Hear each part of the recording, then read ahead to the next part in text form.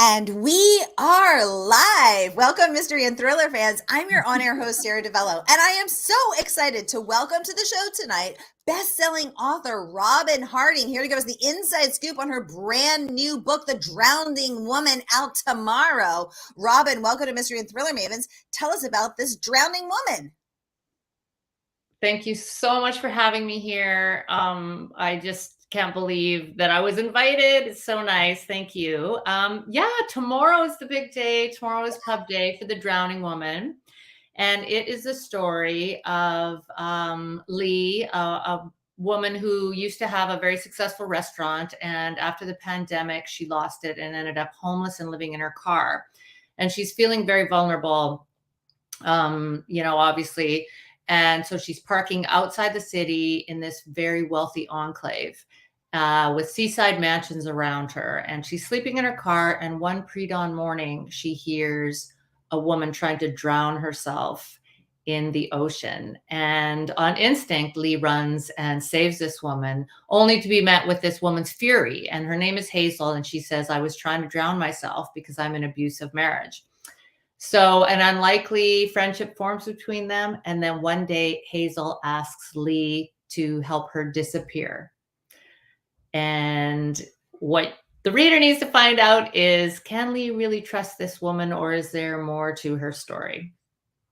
Is there more? Indeed. And oh, there is so much more. This is twist after twist after twist. I felt like I was being whirled around the inside of a tornado. Oh my goodness. Well, we have so much to talk about. I can't wait to get into every juicy, dirty detail. But first, I just want to welcome everyone. We are broadcasting live to 7 different destinations across Facebook and YouTube. So mystery-loving friends, no matter where you're watching from, you're in the right place. This is the right time. And it is Mystery Monday, because Mondays can be murder. We're going to make them a little less painful. So if you've been here before, you know the drill. And if you're new, welcome. We're so happy to have you. Here's the drill. If you have a question, get it going in the chat. I'll pop it right up to Robyn. Let's dive into the details of this book. We have a mystery user saying hi. If you're watching from a private Facebook group, everyone in that group can see you, but outside is secret. You're mysterious. You're on brand. Hey, friends. Hi. Someone saying hi from Maine. I'm betting that's Amanda, girl who loves dogs, books, and wine. Catch a clue, a.k.a. Wendy, saying hi, Sara and Robyn. Hey, Wendy. Hi. This book is lit. I'm betting that is Bookstagrammar extraordinaire at Fire Pit and Books. That is Stephanie. Hey, Stephanie. Thank you, everybody. Stephanie.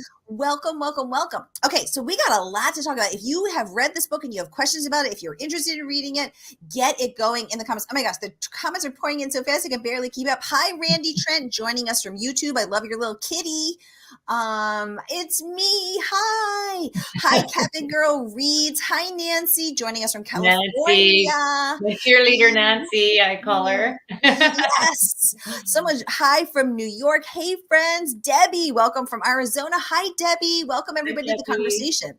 All right, so we got a lot to talk about. let us dive into this twisty tale of lies, betrayal, secrets, and so much more. Oh my goodness. So let's kick off with some of the incredible praise. I think Ashley Audrain, the New York Times bestselling author of The Push, says it best. She says it is as twisty and pacey as it gets. And I couldn't have said it better myself. So Robyn, let's kick into your process. So how the heck did you come up with these crazy twists? Tell us everything. So this book has a sort of unique structure, unique for me anyway. And it kind of uses, for lack of a better term, a device that I have seen in film and TV, where you tell, we have part 1 is told from Lee, the homeless woman's perspective. And then we go to part 2 and it's Hazel, the drowning woman's perspective. And we covered the same territory, but from a different perspective, because a lot was going on behind the scenes, unbeknownst to Lee. So now the reader is learning this. And yeah, I started writing the first part. And there is a killer twist. If I say so myself, that twist, right? Because I thought all along I knew who it was going to be. And I think it's who everybody thinks it's going to be. And I got there and I was like, no, I know who it needs to be. I know who this body that we're going to encounter needs to be somebody different. And so I changed it, and I had to rewrite the entire book. I had to like replot the entire book from there, but I knew that that twist was worth it. So there are a lot of twists, but that one was, that's a real jaw dropper, I hope. And I think that's the feedback I'm getting.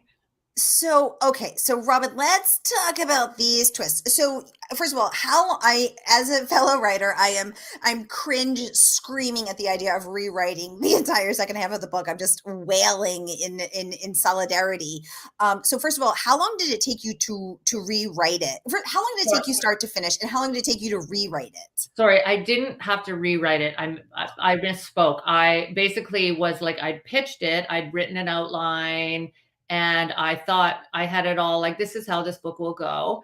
I wasn't under contract, so it gave me the freedom at that point to just go, you know what, I'm going to change it. So I didn't have to rewrite, thank God. I basically just had to replot the whole thing. So I thought I knew what this book was. I thought I knew what was happening. And then I was like, no, I'm going to change it. And then I had to go, well, why? How does this happen? And I had to replot the whole, next 3 parts of the book.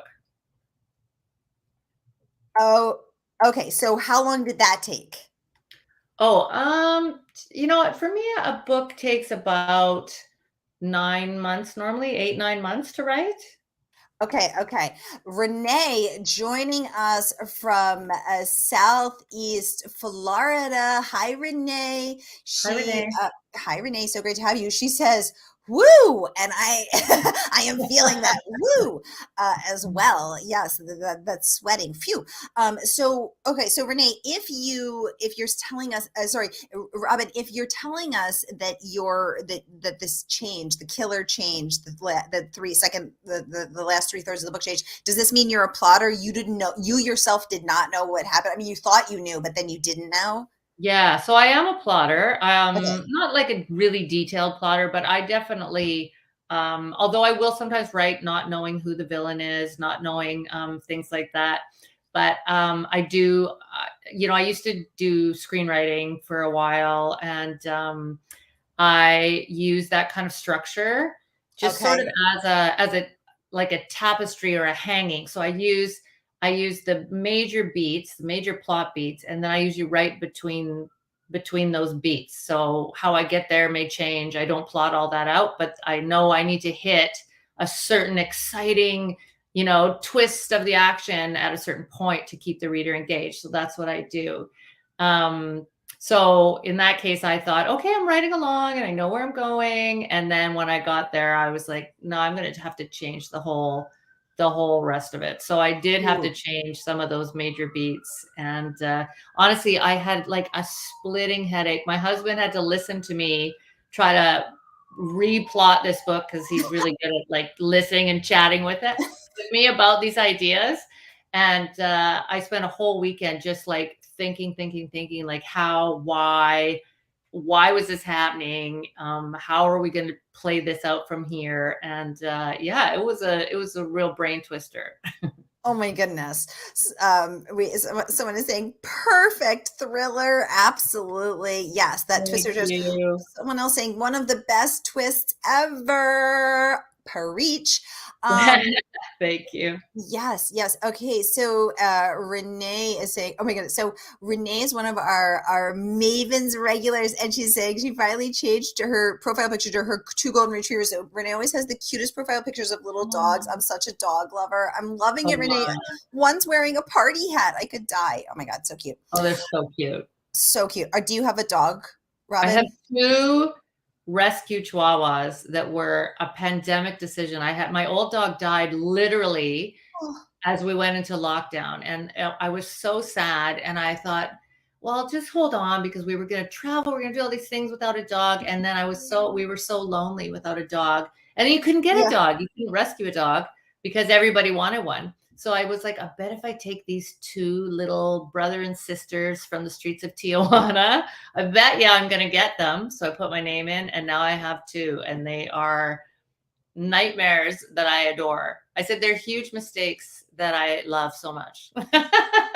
Oh my gosh. Well, I have a little rescue Chihuahua mix from the border of Mexico and Texas. Her name is Peluda, which is Oh, hairy in Spanish. Renee saying oh, she has George. That's his birthday photo, and Kane celebrated with George. He's 9.5. Oh my God, this is so cute. I no, could just die. they're so I cute. Dogs are the best. They're so much better than us. Um, Robyn, your book is racking up all the praise. Mary Kubica, who's been on the show for Local Woman Missing, raves that with deceitful characters who are not what they seem, a myriad of unexpected twists and turns, and a story that moves along at high speed, The Drowning Woman is everything I love in a thriller. Robyn Harding keeps readers hooked until the end.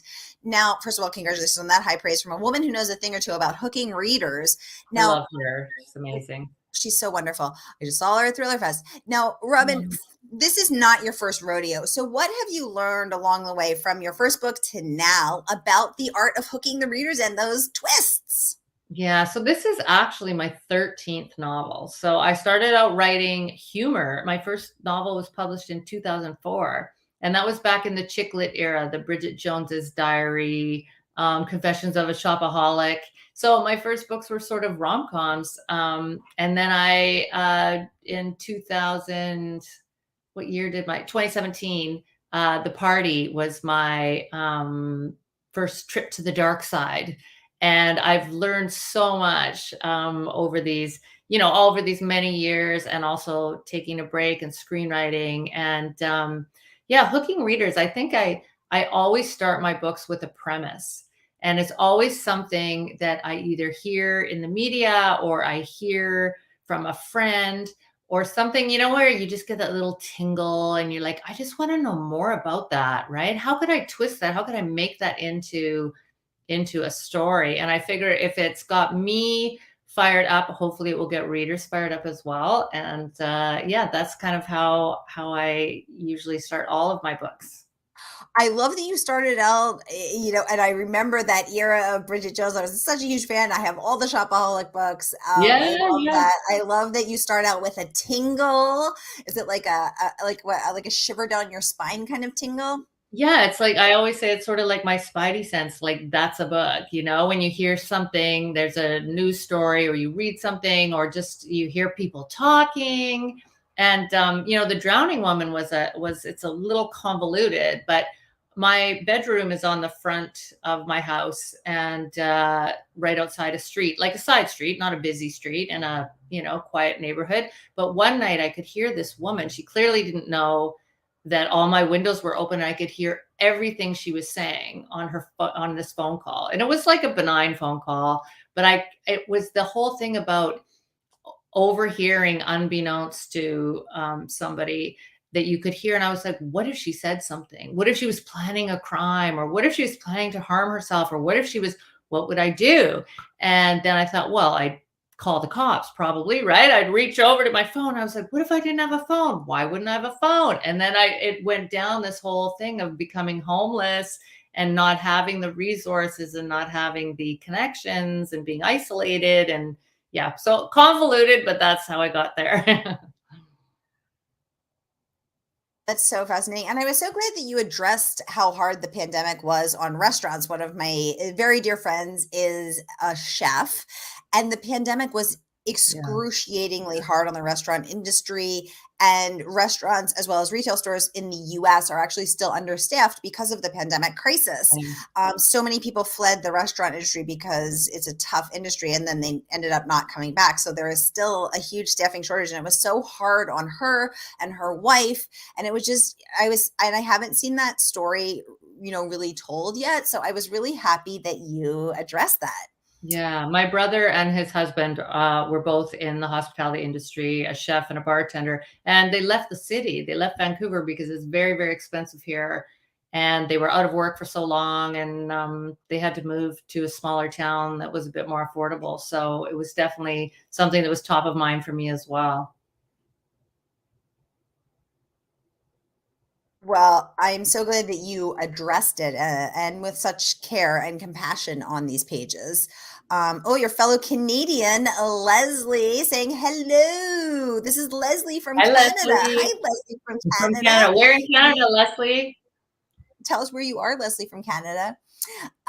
Renee says, it's so sad. It's so sad what's happened to restaurants. It really, really is. And I think they're still struggling to, sort of claw their way back.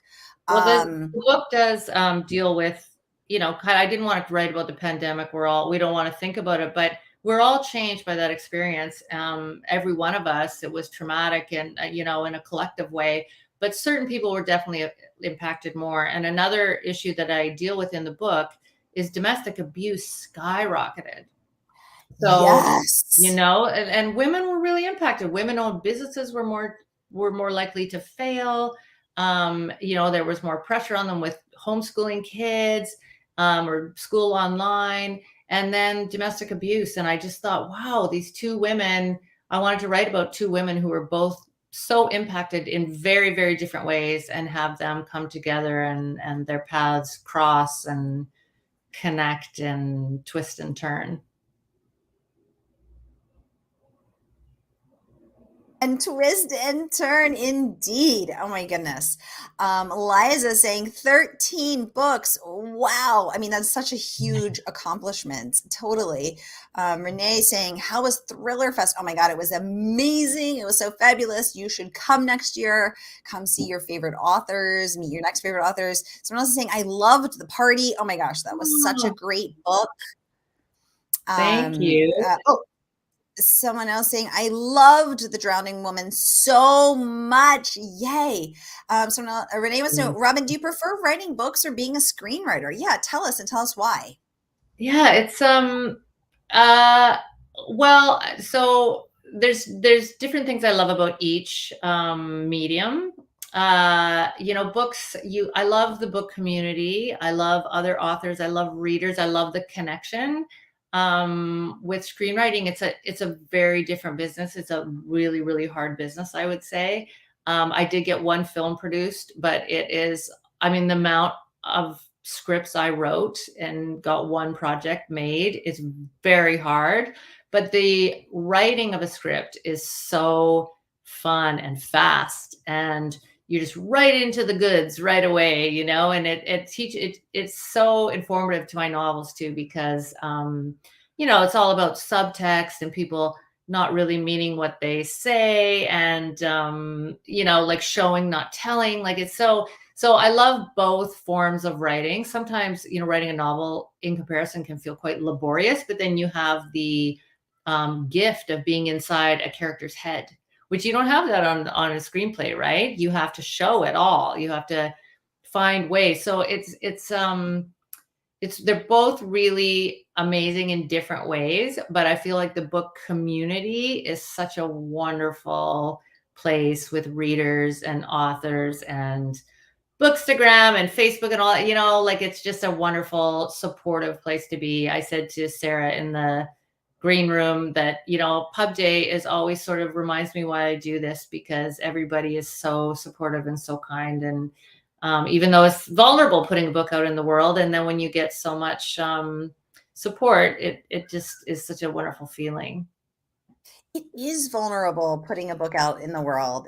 I think that doesn't get talked about enough. And it's very, hard to put your work out there that you've labored over for, however long, and then offer it up, and terrifying. And think, please like me. No, and we know not everyone has to like a book. Fair enough. No one has to, but it's very hard not to see that. Like, like Goodreads is not a place for authors, but I think every author goes there once in a while. Yeah. Right? You can't help it. And then wishes we didn't. And then we wish we didn't, when you see those really harsh ones. Yeah, exactly. So Robyn, I want to get into some of the amazing other praise that your book has earned, but also I want to get to all these fabulous comments. Leslie from Canada sharing she's from Barrie, Ontario. Nice. Yay! Canada in the house. And speaking of Canadians, your fellow Canadian author Samantha Bailey also had some wonderful words of praise for this book. And I'm going to scroll down so we can all see it together here. Raving, I'm in absolute awe of Robyn Harding's talent and skill. The Drowning Woman is an astonishing, expertly crafted story of two damaged women desperate for love and a fresh start, whose paths collide and then epically crash and burn, with one killer twist after another and a masterful plot. I gasped out loud and flipped through the brilliant pages so quickly that my fingers caught fire. It's one of the most gripping books I've read this year. Samantha was on for her last book. Watch out for her. So congratulations on that amazing rave review. Oh my gosh, we're gonna have some great questions coming in, and I want to get to all of them. We will get to all of them, I promise. Okay. This one, Brittany must know, Thriller Fest will be in New York. So yes, it's always the first week of June in New York City. So fly on up, come join us there. And Robyn, you'll be there, right? I plan to be. Yay! I hope it works. Yeah. Okay, perfect. And then I just want to get to some of this. Oh, Samantha Downing raving as well. She's coming. She was on for her last book and coming back on for her next one in July. Raving. Robyn Harding is one of the most daring thriller writers out there, and The Drowning Woman is no exception. This is a wild ride with twists I never saw coming. A perfect summer read. Are you daring, Robyn? Am I daring? Yeah, I feel like I like to, I mean, I'm not the most daring. I'm not the most daring. There are more, like Sam Downing is probably more daring than I am in what she writes. I would say Jennifer Hillier is more daring, but I do like to take on topics and scenarios that are a little racy, a little risky, and yeah, so I guess I'm a little bit daring. what a meek answer. Robyn Harding, comma, a little bit daring. A little bit daring. I like it. Oh my goodness, we have Carrie White Shields. She is at Carrie Reads Them All on Bookstagram. She says, I'm at 175 books this year, and The Drowning Woman is in my top 3. Amazing book, and I've recommended it over and over. Thank you, Carrie. Congratulations on that. Renee wants to know, how do you celebrate Pub Day? Great question. So I'm going, this is sort of a tradition that I go out for dinner with my family, because it kind of gets me off social media for a bit just to savor the moment. And there's a very nice restaurant here that just got a Michelin star. So it's a bit fancy, but it's like right around the corner from my house. And it's called Published. So I thought, what better place to celebrate than a restaurant called Published? So that's where I'm going tomorrow. Oh my God, that's so perfect. Now I'm just mad that I don't live in a city with a restaurant called Published. I know, right? Book party there. Every book party. I know, I wish. It's just so, it's pretty high end. Like, it's got a Michelin star, so it's more like, yeah, I wish I could buy of course, a book party there, but it's a nice, it'll be a Okay, so you're relegated to writing one book every 10 years so that you can have it there. Yes, my gosh, that's so perfect though for an author. Oh my gosh, I love it. Carrie, tell us since you have read so many books, incredible, top 3 out of 175, what about this book made this one stand out to you? I'm dying to know.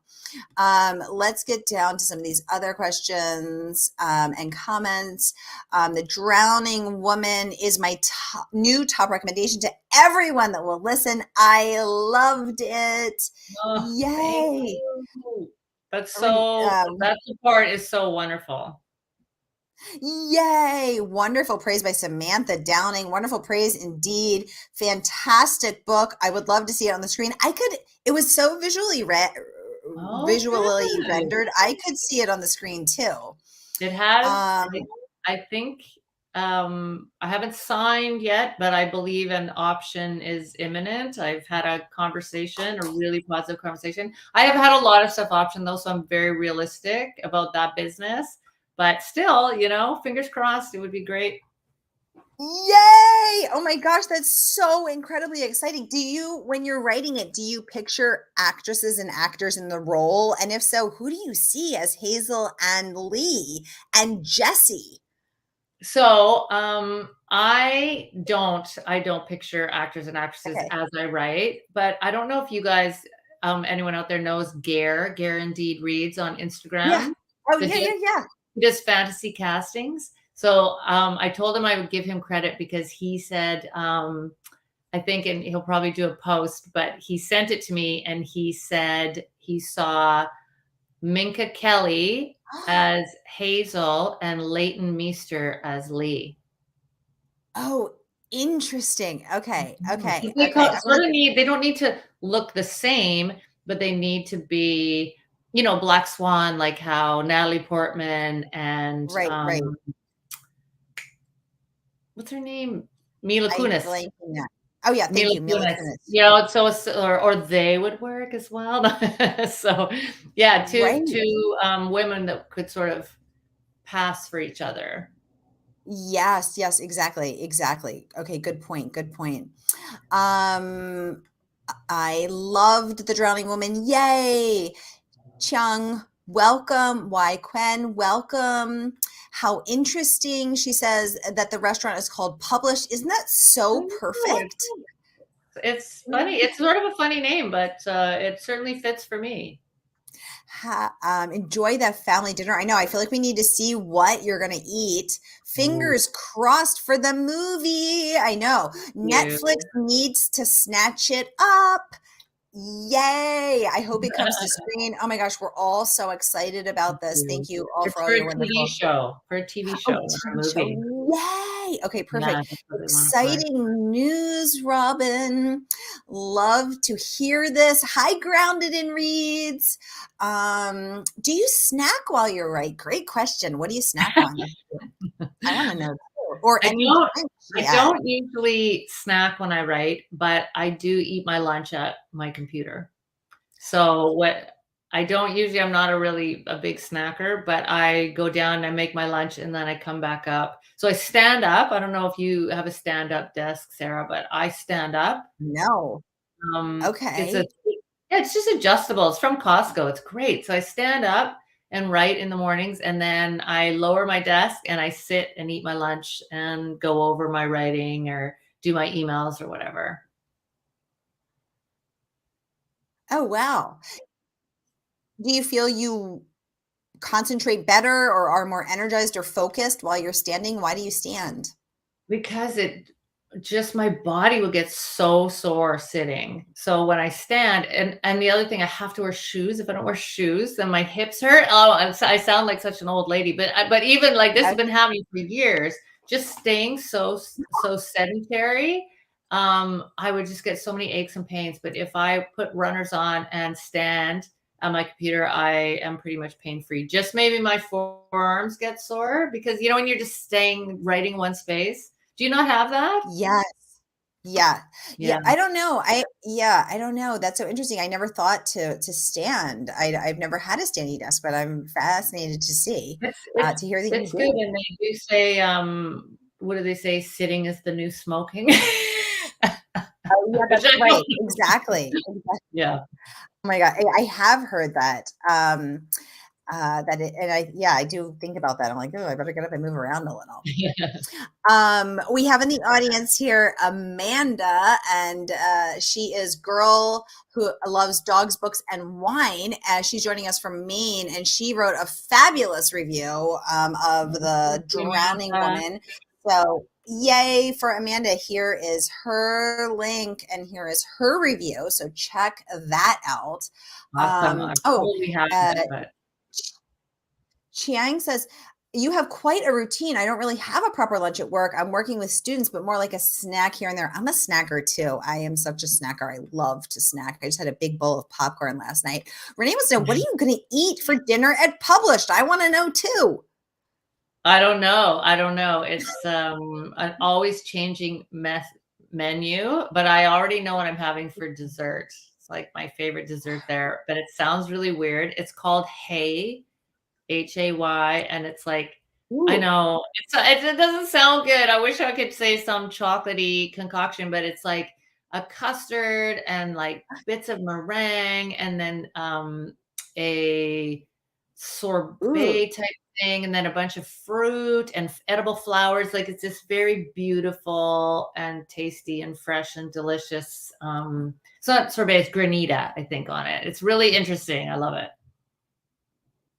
Oh my gosh, I love that. Okay, good question. Good question. Yeah, because I'm glad that you already have that celebratory dessert picked out. Y'all, That's the all book I is the book is not even out yet. It is out tomorrow, and you can pre-order it tonight. And the good folks at Murder by the Book, our favorite woman-owned independent bookstore, will send you your copy tomorrow when the book drops. You're not going to want to miss this one. So here is that link to pre-order. Click over, click, pre-order that bad boy tonight so that you too can immerse yourselves in the world of Lee and Hazel and all of their shenanigans. And let us know if you saw that twist coming, because I sure didn't. It caught me like, whoa. And there's one more. There's one, if you pre-order through Murder Books, there is a link in my bio on Instagram or links on Facebook. And if you upload your receipt, it's the last day to do it. I wrote a prequel short story that my publisher will send to you. So it's about Lee when she had her restaurant before she lost it during the pandemic. But the only way to get the short story is to upload your pre-order receipt. So it's the last chance. It's the last few hours. Okay, everybody, here is the link to Robyn's Instagram. So go to her bio, DM her the receipt from our favorite woman-owned independent bookstore, Murder by the Book.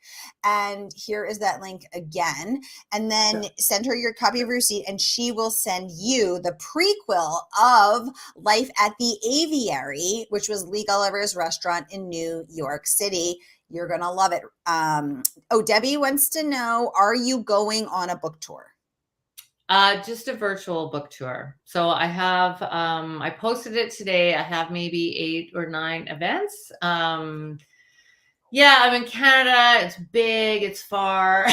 So, it's so nice to be able to do things like this with Murder by the Book. In Texas, it'd be, a big deal for me to fly there and very time consuming and expensive. So definitely doing a few events with other authors too, which is really fun. Always fun to read my friends' books and chat about them. So well, the really cool thing, Debbie, is that we are all over the place. So, I'm in Boston. Debbie, I think you're in Arizona. Robyn's in Canada. Renee's in Southeast Florida. We've got someone in Ohio. We've got everywhere. We're all over the place, and we're united in our love of mysteries and thrillers.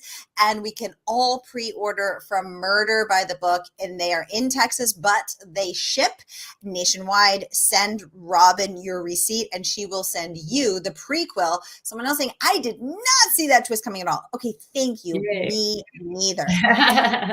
So that is the skinny. Leslie saying, congratulations. She cannot wait. Yay. I'm just making sure I'm scrolling quickly through all these comments because we are over time, but time flies when you're having fun. Y'all, here is that link one more time. So you're going to want to grab that book, pre-order tonight, get the prequel from Robyn, DM her your receipt from Murder by the Book. You're not going to want to miss this one. That is a wrap. I'll be back at the top of the hour with Danielle Trussoni, the puzzle master. Go get yourself a snack, like Danielle telling us, a drink, and get back in that seat. Yay! Someone saying, thank you, ladies. Wendy, catch a clue. My pleasure. All right, y'all. I'll be back at the top of the hour. Happy Pub Day, Robyn. Thank you. Thank you so much, everyone. Thank you, Sarah. That was awesome.